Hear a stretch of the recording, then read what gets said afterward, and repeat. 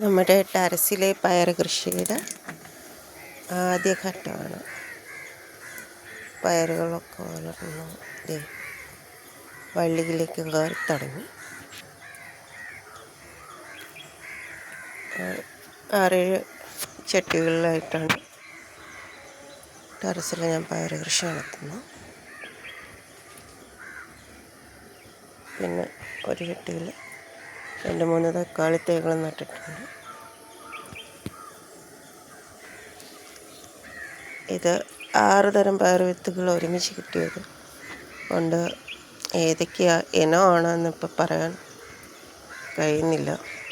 എല്ലാം ഒരുമിച്ച് ഓരോ പാക്കറ്റിൽ നിന്നും 3-4 വിത്തുകൾ വീതം ഒരുമിച്ച് പാകിയതാണ്. വളർന്നു വരട്ടെ, കായ്ച്ചു തുടങ്ങട്ടെ. അപ്പോൾ നമുക്ക് നോക്കാം.